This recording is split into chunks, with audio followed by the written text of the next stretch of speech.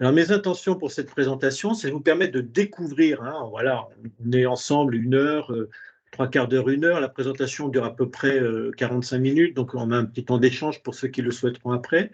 Hein, mais c'est vraiment l'idée de découvrir cette démarche Diagnoscope que j'ai pu élaborer au cours de ces années, présenter l'origine de la démarche et puis les principes sous-jacents.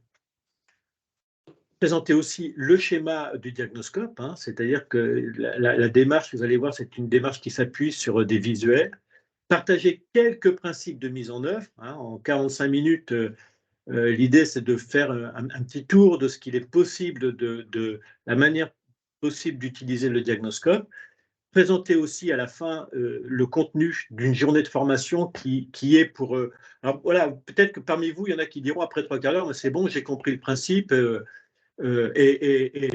n'ai pas besoin de plus et je roule avec, hein, pourquoi pas. Mais il y en a peut-être qui auront envie d'approfondir, hein, comme certains me l'ont déjà proposé, demandé. Voilà, puis on aura évidemment, pour ceux qui le souhaitent, un temps d'échange, hein, si vous avez des questions, des suggestions, des remarques, des critiques, enfin tout est bon, tout m'intéresse. Alors le Diagnoscope, c'est quoi? C'est une démarche d'analogie avec le vivant.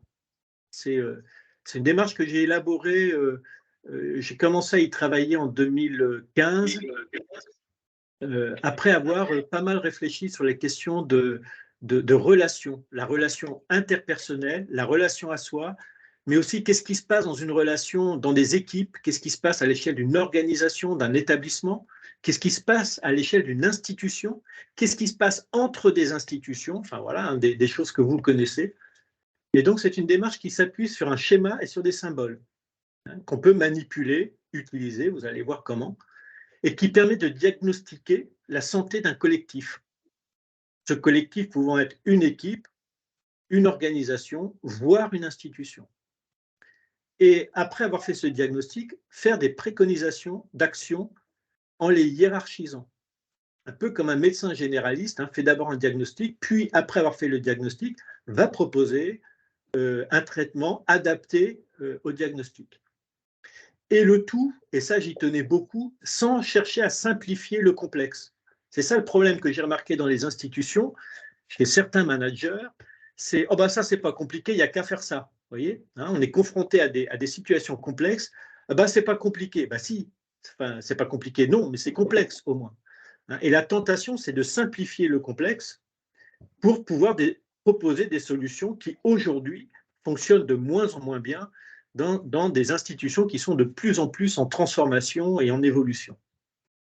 Et le tout, et c'est ça la fine pointe de ce qui m'intéressait, tout ça en conservant un cadre éthique au service du développement de la personne. Parce que faire des transformations, ça peut se faire, mais comment est-ce qu'on peut faire des transformations dans un cadre éthique? Et le tout en étant dans un partage de représentation avec le collectif. Hein. C'est-à-dire qu'il ne s'agit pas que ce soit une personne qui fasse ça toute seule, ça peut être le cas, mais l'intérêt, c'est de le faire, cette démarche, de la vivre en collectif, en équipe ou en organisation. L'origine de la démarche, donc, c'est une réflexion passionnée sur la relation. Moi, j'ai pris conscience un jour, en début des années 2000, que l'être humain, ce qui nous fait humain, c'est nos relations. C'est voilà, depuis qu'on est petit, en grandissant, en fait, nous sommes un tissu de relations. Alors ça, c'est pas moi qui l'ai inventé. Quand j'ai découvert, j'ai découvert que certains l'avaient dit depuis très très très longtemps. Hein, mais ça a été une vraie prise de conscience pour moi, et qu'en fait, la relation qui nous humanise n'est pas du tout une relation naturelle. C'est une relation qui s'apprend. Hein, ce qui nous rend humains, ça s'apprend d'être humain. Voilà, c'est pas naturel. Et donc, c'est de découvrir que pour avoir une vie bonne, il faut travailler la relation à soi, la relation aux autres, la relation à l'environnement, etc. Et donc, évidemment, ce qui est lié à la relation, c'est la notion de complexité. Vous voyez, la différence entre compliqué et complexe, ce n'est pas à vous que je vais l'apprendre, vous connaissez ça par cœur.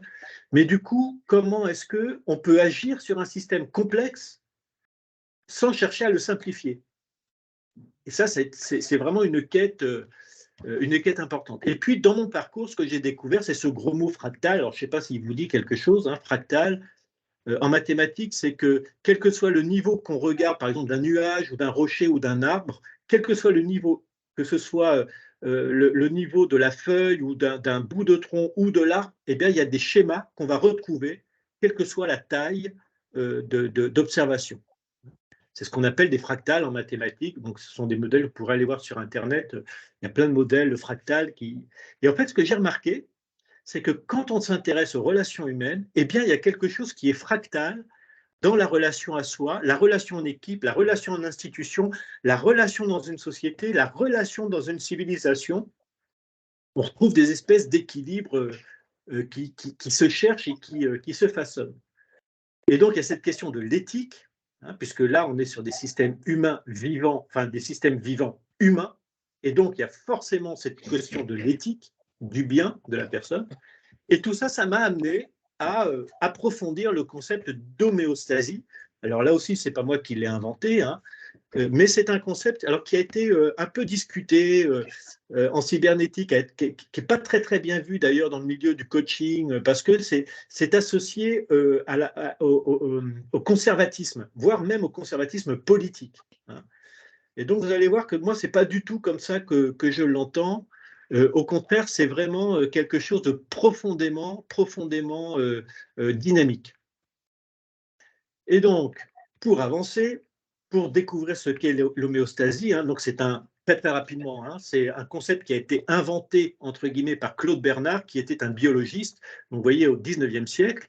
Et en fait, il a fait la découverte suivante, c'est que la fixité du milieu intérieur, c'est la fixité du milieu intérieur d'un organisme vivant, qui est la condition d'une vie libre et indépendante. En fait, ce qu'il a découvert, c'est que le vivant s'organise et se structure de manière à maintenir des constantes vitales à un bon niveau pour pouvoir s'affranchir des évolutions de l'environnement.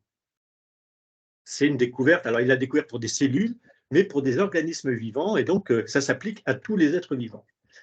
Et deuxième chose, tous les mécanismes vitaux, aussi variés soient-ils, n'ont qu'un seul objet, celui de conserver constantes les conditions de vie dans l'environnement interne.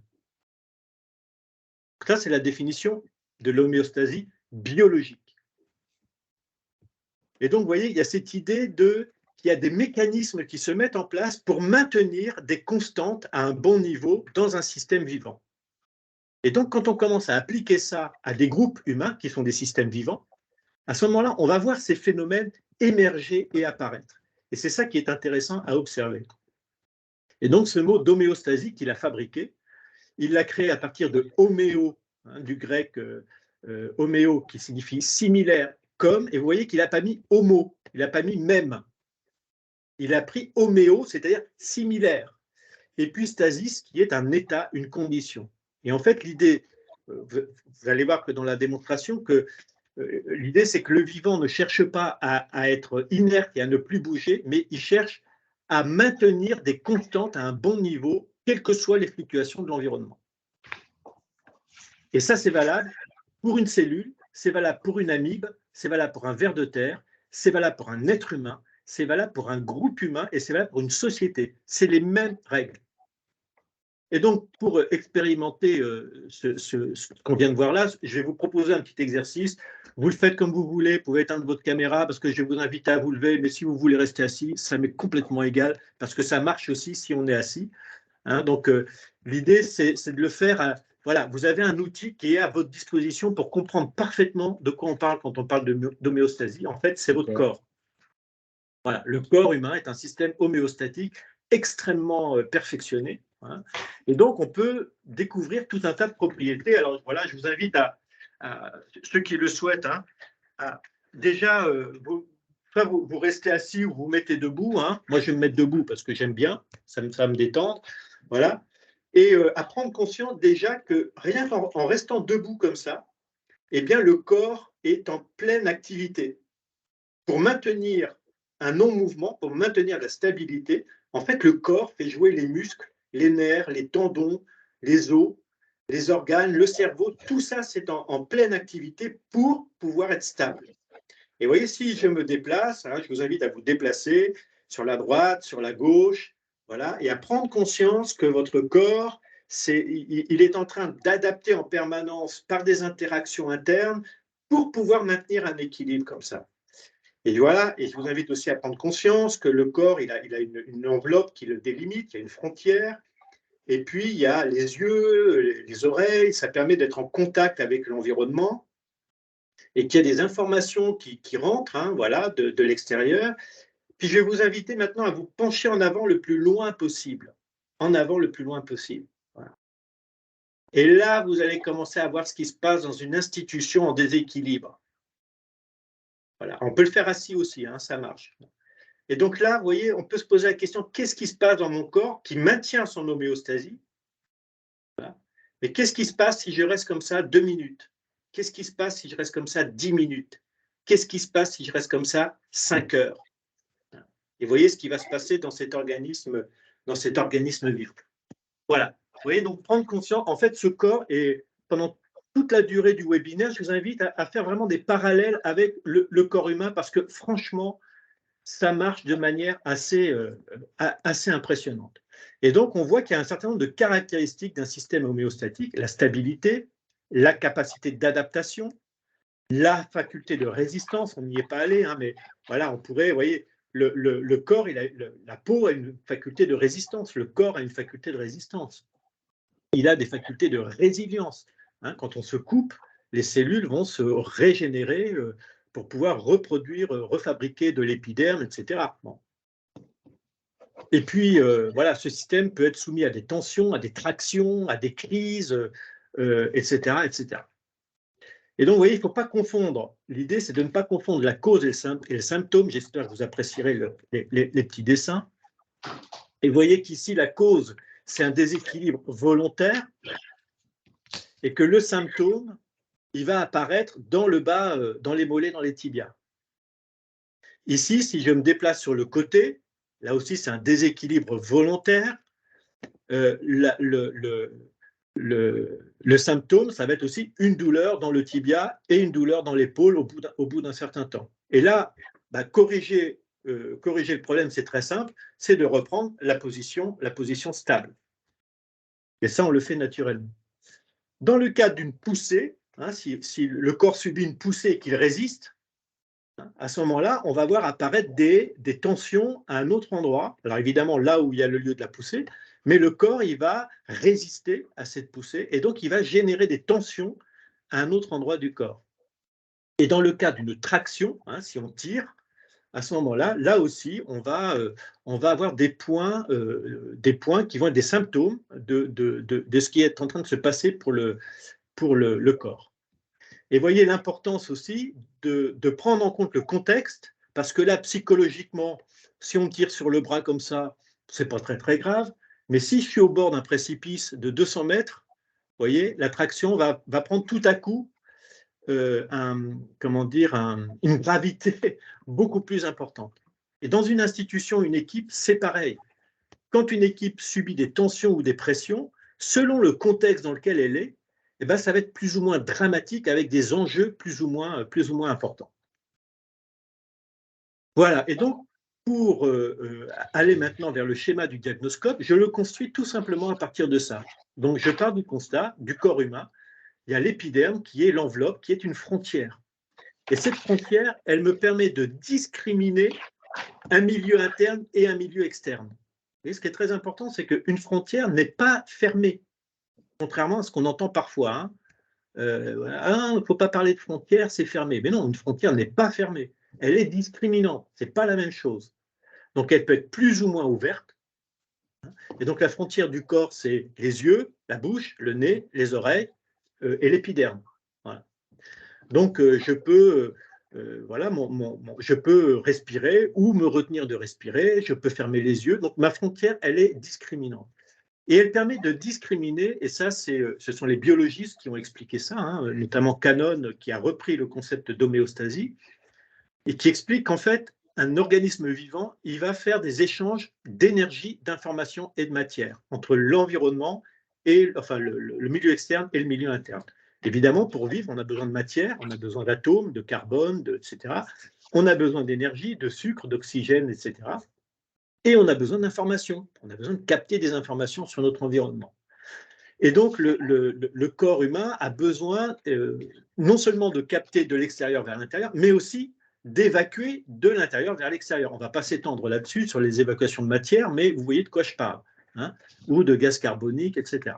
Donc, il y a des échanges. Et puis, évidemment, à l'intérieur du corps humain, il y a des organes, le cœur, les poumons, les reins, la rate, le foie, le cerveau, etc. Et donc, ces organes font fonctionner le corps humain, hein, et notamment parce qu'ils sont en interaction les uns avec les autres. Ça, c'est extrêmement important. Et c'est ce qui fait d'ailleurs qu'un organe peut être momentanément défaillant, les autres vont pouvoir compenser. Par exemple, si vous avez un bras en moins, ça ne veut pas dire que vous allez mourir. Votre corps va compenser l'absence de bras, où on sait que quelqu'un qui perd la vue va développer, par exemple, l'audition. Enfin, vous voyez, il y a ces facultés de compensation à l'intérieur du corps. Il y a des besoins physiologiques, des besoins de sécurité, hein, de protection, voilà. Alors, vous voyez en haut à droite, je ne sais pas si vous le voyez ici, il y a des constantes à l'intérieur du corps.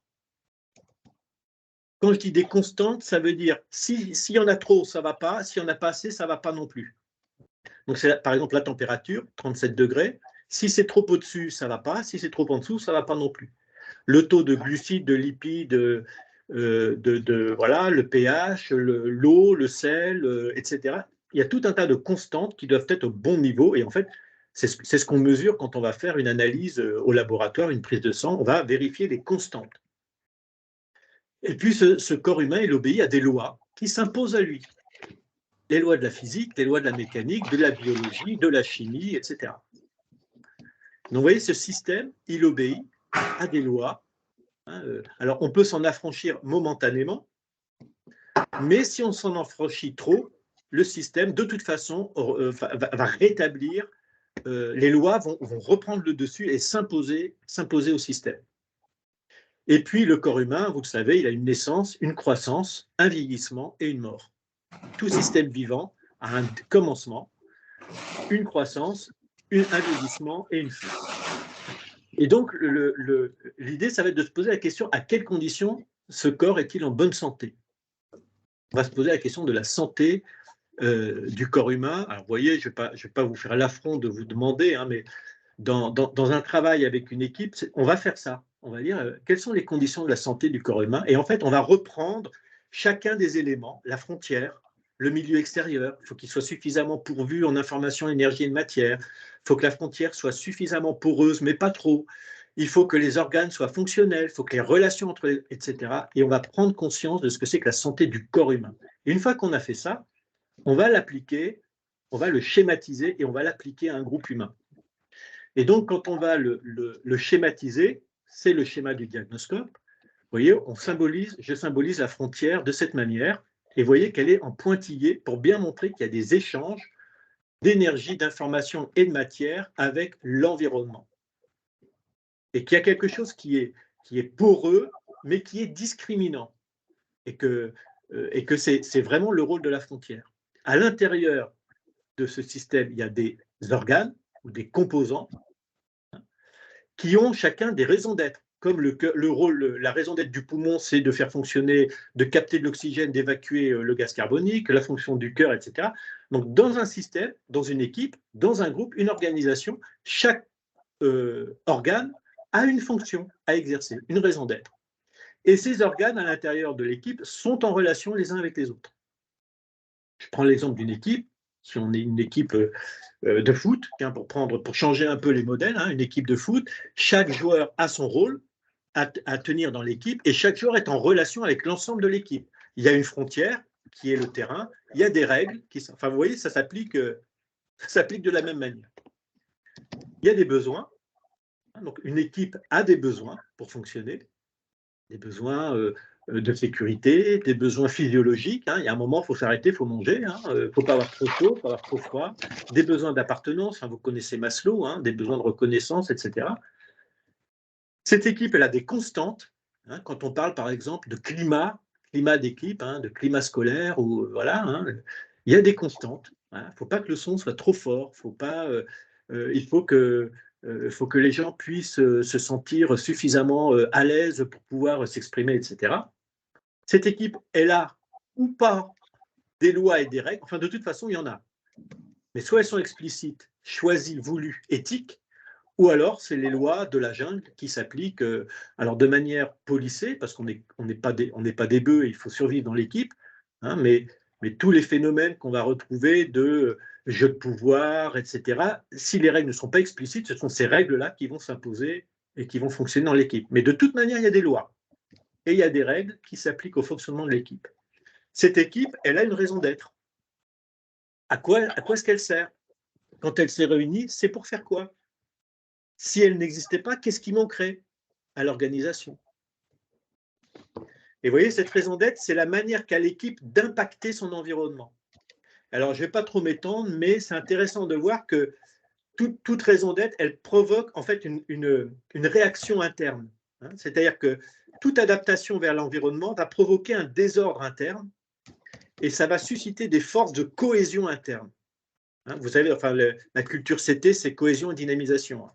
Voilà. C'est-à-dire, trop de dynamisation peut se faire au détriment de la cohésion, trop de cohésion va se faire au détriment de la dynamisation. Donc là, cette équipe, en fait, comme elle a quelque chose à faire, elle a une raison d'être, elle va chercher à impacter son environnement tout en maintenant un équilibre interne. Vous voyez? Donc, vous voyez, c'est pour ça qu'il y a cette flèche. Alors, on pourrait dire, quand on applique ça à l'échelle d'une société, par exemple, bah, c'est les forces conservatrices et les forces progressistes. Hein. Voilà, et comment ça s'équilibre à l'intérieur d'un système. Et puis, cette équipe, elle a un début, une croissance, un vieillissement, ou plus exactement, décroissance des vieillissements, et à un moment, il y aura une mort, elle disparaîtra. Et donc, quand on va se poser la question de la santé de l'équipe, eh ben, pareil, on va aller regarder tous ces éléments-là, et en disant, est-ce que la frontière joue son rôle? Est-ce que les organes jouent leur rôle? Quelle est la qualité des relations entre nous? Est-ce que c'est fluide? Enfin, je ne sais pas si vous connaissez, il y a une équipe de chercheurs qui a fait une étude sur le QI des équipes. C'est super intéressant. Ils ont soumis des problèmes à des équipes, des vraies équipes, et ils ont vu quelle était leur capacité à résoudre les problèmes. Et en fait, ils se sont rendus compte qu'il n'y avait pas de corrélation entre le QI de l'équipe et le QI des personnes qui composent l'équipe. En revanche, les équipes où il y avait de la mixité, où il y avait des femmes, étaient beaucoup plus intelligentes parce qu'il y avait de l'empathie, de l'écoute et que les relations étaient meilleures. Et ce qui rend une équipe intelligente, c'est sa capacité à avoir des liens fluides et des échanges fluides à l'intérieur. Vous voyez, cette question des relations, on va aller regarder les constantes, mais plutôt du côté des symptômes. Voilà. Donc, vous voyez à peu près, ça va là, si je m'arrête là sur le principe du diagnoscope, je pense que c'est parlant. Alors, du coup, comment on l'utilise? Eh ben, on va l'utiliser d'abord comme un diagnostic, sous forme de diagnostic, par exemple, avec un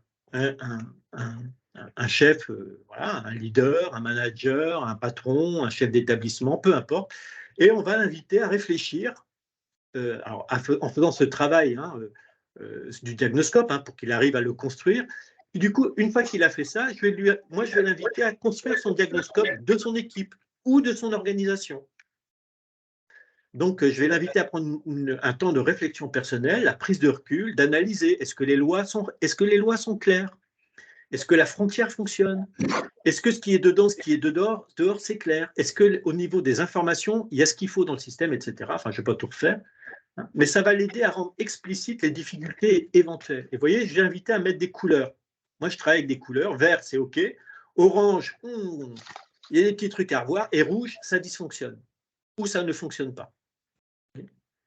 Et donc, une fois qu'on a fait ça, déjà, ça va l'aider, lui, à se positionner. Alors, nous, on dit dans la culture CT, on parle de leader de niveau 3, mais pas que dans la culture CT. Hein, mais c'est-à-dire, c'est ce leader qui n'est plus là parce qu'il est le meilleur dans sa matière, ou il n'est plus là parce qu'il a des bonnes relations, mais il est là comme garant du système et la bonne santé du système et de la vision et du sens. Bon. Et donc ça va l'aider justement à se positionner en gardien, en garant de la bonne santé du système. Vous voyez, évidemment, il est dedans parce que là, par exemple, on peut imaginer qu'il analyse son équipe, hein, et qu'il s'est mis, par exemple, en orange. Il dit, moi, dans cette équipe, je ne me sens pas bien. Voilà. Et l'idée, c'est d'aller analyser avec lui pourquoi il ne se sent pas bien. Et là, par exemple, il a dit, bah, moi, il y en a deux, ils ne font pas le job. Voilà.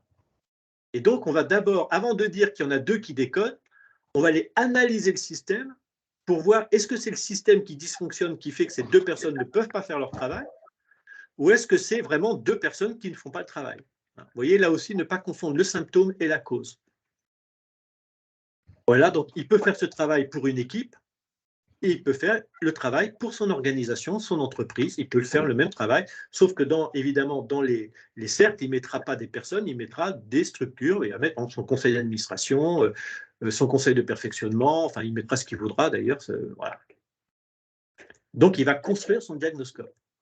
Alors, n'hésitez pas, si vous avez des questions ou des choses pas claires, n'hésitez pas à m'interrompre, j'aurais dû le dire plus tôt. J'espère que je ne vous ai pas perdu. Et donc, en équipe, l'enjeu, ça va être la même chose, mais cette fois-ci, on va le faire en équipe. Donc, on peut le faire sur notre fonctionnement d'équipe, mais on peut le faire aussi sur le fonctionnement de notre organisation. Et on va demander à chacun de s'exprimer sur la frontière, les lois, les règles, la raison d'être, le fonctionnement de telle ou telle équipe, etc. Et donc, l'idée, c'est comment chacun voit l'équipe, comment chacun se voit dans l'équipe, comment on perçoit l'équipe dans l'organisation. Enfin, vous voyez, ça permet des niveaux, c'est là où il y a du fractal, hein, vous voyez. Ça permet différents niveaux d'analyse. Alors, évidemment, il ne faut pas tout faire d'un coup, il faut commencer déjà par le fonctionnement d'une équipe et comment on perçoit l'organisation.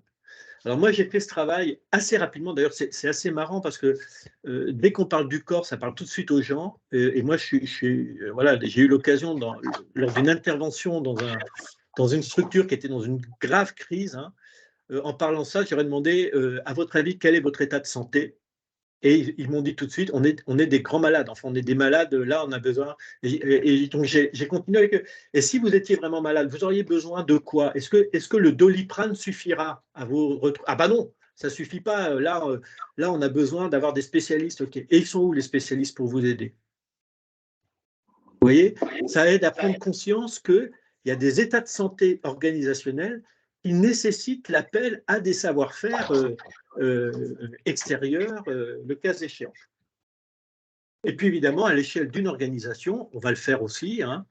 Alors évidemment, c'est plus long, c'est plus voilà, ça prend plus de temps, ça demande du travail. Moi, je le fais avec un établissement actuellement, une trentaine de personnes. Voilà, comment chacun voit l'organisation, comment chacun perçoit son équipe dans l'organisation, comment on perçoit les autres équipes, etc. Et là, c'est une équipe qui m'a demandé de travailler sur leur vision, leur raison d'être. Et donc, comment aussi on perçoit l'environnement de la structure, hein, et la situation. Est-ce qu'on est au bord du gouffre? Quels sont les enjeux actuellement, hein? Parce que ça peut, évidemment, plus les enjeux sont importants, plus les tensions à l'intérieur du système vont être fortes. Donc, c'est important, vous voyez, c'est très important parce que ça va permettre de remettre les choses à leur place. Oui, les relations sont dures en ce moment entre nous, mais c'est parce que c'est dur à l'extérieur.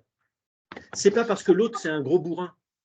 Vous voyez, hein, et je me souviens d'avoir dit à une personne qui m'avait missionné sur une situation en crise, hein, il m'a dit, mais c'est le responsable qui débloque. Je lui ai dit, avant de dire que c'est le responsable qui débloque, on va voir si le système est en bonne santé. Si le système est en bonne santé, voilà, s'il est en mauvaise santé, on va analyser pourquoi il est en mauvaise santé, et ensuite, vous verrez si c'est lui qui débloque. Parce que n'importe quelle personne plongée dans une situation, entre guillemets, difficile ou dans un système dysfonctionnel, il y a de fortes chances qu'elle se mette à dysfonctionner aussi, aux yeux de certains. Et donc là, par exemple, une des manières de travailler ça va être avec un questionnaire diagnostique, hein, c'est ce que j'ai utilisé. Il y a à peu près 70 questions. On demande aux gens d'y répondre et ça porte, alors évidemment, je ne vais pas parler de frontières, je ne vais pas parler d'organes, mais je vais leur poser des questions sur leur fonctionnement et à partir de là, on va faire émerger en fait une représentation partagée des relations, des organes, du groupe, de tel groupe, de la frontière, de l'environnement, du climat, etc. Et je vais leur retourner un schéma en leur disant, voilà ce que vous dites, vous, de votre schéma. Et une fois qu'on a fait ça, on a posé le diagnostic, on va dire, OK, c'est quoi les préconisations? Par quoi on commence? Alors, vous voyez, ici, par exemple, sur une organisation, évidemment, je vais mettre des pourcentages. Par exemple, il y a 40% des gens qui se disent en souffrance dans l'organisation. Donc, je mets 40% des ronds en rouge. Enfin, vous voyez, c'est ça l'idée. Alors, c'est approximatif, hein, évidemment. Et donc, à partir de là, vous voyez, on va soumettre ça, puis on va réfléchir ensemble par quoi il faut commencer. L'environnement, est-ce que vous pouvez y faire quelque chose? Oui, non, non, oui, voilà. Donc, si on ne peut pas faire quelque chose sur l'environnement, peut-être qu'on peut faire quelque chose sur l'intérieur du système. Mais peut-être qu'on va se dire que l'environnement est tellement difficile qu'il faut qu'on se déplace et qu'on aille ailleurs. Je l'ai vu avec des établissements scolaires qui ne peuvent plus vivre là où ils sont parce qu'ils ont de moins en moins d'élèves. Donc, il y a un moment, le système étouffe, quoi. Et donc, est-ce qu'on se déplace? Est-ce qu'on va ailleurs? Voilà, sur quoi est-ce qu'on peut agir? On peut agir aussi, c'est généralement absolu, quand les règles sont rouges, la première des choses à faire, c'est de les mettre au vert. Ça veut dire quoi? Mettre de l'explicite. Quelles sont les règles de fonctionnement que l'on veut entre nous, qui soient éthiques, qui respectent chacun, etc. Puis une fois qu'on a mis les règles au vert, on regarde le système, comment il bouge. Là aussi, quand la raison d'être est orange ou rouge, ça veut dire qu'il n'y a pas de... ça veut dire que chacun a sa propre boussole. Donc les gens tirent chacun, vous voyez, je l'ai pas mis là, mais normalement, évidemment, chaque petit disque, chaque organe ici a sa propre raison d'être.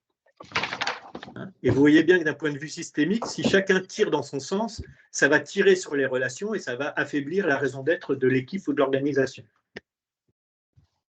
Voilà, donc l'enjeu, ça va être de repérer par quoi on commence, puis une fois qu'on a fait ça, ok, on y va, travaillons sur nos règles, quelles sont les règles que l'on veut mettre en œuvre, etc. Voilà, en guise de conclusion, ou presque, vous voyez que l'enjeu, c'est évidemment, c'est ce que l'on vise, c'est avoir une vie bonne, c'est avoir les bonnes conditions d'épanouissement pour son travail personnel, etc., au mieux. Et donc, quand on parle de la santé d'une personne, c'est l'OMS qui parle de la santé de la personne, la santé n'étant pas seulement la santé corporelle, mais un complet bien-être physique, psychologique, social, relationnel, etc. C'est bien la définition de la santé que donne l'OMS. Et donc, quelqu'un qui est en bonne santé, il va avoir des bonnes capacités d'action, il a une bonne connaissance de soi, il a une bonne estime de soi, une juste estime de soi, il a une maîtrise de soi, il est capable de responsabilité, d'autonomie, d'ouverture, de coopération. Et en revanche, quelqu'un qui est en mauvaise santé, quand je parle de mauvaise santé, je parle d'un point de vue systémique, il peut être malade, mais il peut être aussi, ça peut être des gens qui sont dans l'ignorance, qui ont une mésestime d'eux-mêmes, soit une surestime ou une sous-estime de soi. Il va y avoir de l'impulsivité, du désengagement, très souvent, c'est ce qu'on va voir. Dans des équipes dysfonctionnelles, on va surtout voir du désengagement, voire du faire semblant de s'engager, voilà, pour ne pas être menacé par les autres. Il va y avoir de la dépendance, des addictions, de l'égoïsme, de la violence, etc.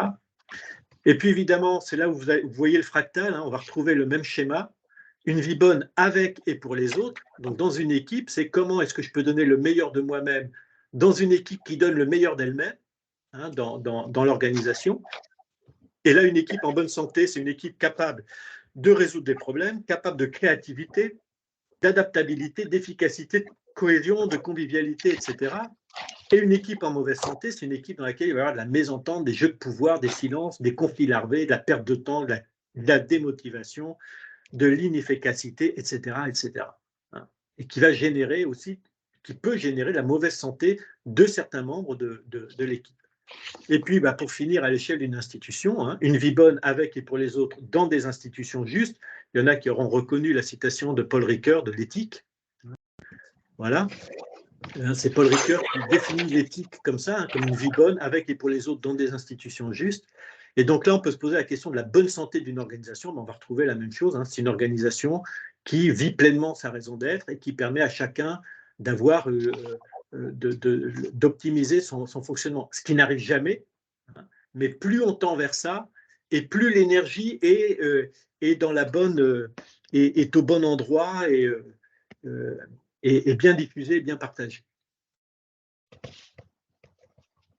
Eh bien, voilà. Donc la démarche de l'Agnoscope, pour finir, donc c'est une démarche, vous l'avez vu, c'est une démarche visuelle qui s'appuie sur un schéma, qui est intuitif, c'est-à-dire que quelle que soit la situation qu'on vit, alors il y a toujours un côté magique de parler comme ça, mais il y a du vrai. C'est-à-dire, à tout moment, je peux me dire, mais moi, si c'était moi, je serais quoi, moi? Est-ce que je serais en bonne santé? Ça m'arrive de demander à une équipe, si vous étiez une personne, comment vous vous décririez? Est-ce que vous vous décririez comme un athlète? Ah non, La dernière fois, là, c'était ah ben, on est une vieille dame, mais qui se pomponne et qui prend soin d'elle, etc. Voilà. Bon, vous voyez, c'est une représentation comme ça. C'est une démarche interactive, hein, qui suscite du dialogue, du débat, de l'échange, voilà, qui permet d'expliciter les difficultés pour mieux les analyser. L'idée, c'est de faire émerger, hein, de rendre explicite les problématiques, de sortir des non-dits, des impressions, etc. Il y a du partage de représentations, ça permet la relecture et l'évaluation, puisque une fois qu'on a fait ce travail-là, on peut reprendre l'outil régulièrement, hein, et retravailler pour vérifier où on en est. Et ça peut s'utiliser dans un accompagnement individuel ou collectif. Il y a des liens possibles avec d'autres outils. Alors, je l'ai dit, la cybernétique, hein, la systémie. Alors, moi, je ne suis pas un spécialiste, hein, de la systémie, hein, mais de ce que j'en ai lu, de ce que d'autres m'ont dit, évidemment, il y a des consonances avec ça. Voilà, je ne sais pas s'il y en a qui connaissent parmi vous le container de Michael Boyle, hein, qui parle des frontières, de la vocation, des règles, etc. Je trouve que c'est très consonant avec ça. Évidemment, tout ce qui tourne autour de la complexité, hein, la vision partagée, tout le travail sur la vision, hein, le travail sur la vision partagée, être OK dans le chaos et la complexité, c'est un outil de Vincent Lennart, hein, comment on aide un manager à accueillir la complexité, non pas comme un handicap, mais comme un atout, hein, à condition de l'accueillir et d'accepter l'ambivalence, le paradoxe, la contradiction, etc. Voilà, tout ce qui tourne autour de la dynamique de la confiance, parce que les gens se parlent, ils mettent des mots, ils s'écoutent, hein, voilà. Ça peut permettre aussi de faire de la régulation, hein, voilà, et de gérer des conflits. C'est une journée prise en main, hein. Moi, je considère qu'après une journée, enfin, on peut vraiment être autonome avec. Peut-être que je me trompe, hein, mais bon, je pense qu'on peut vraiment être autonome.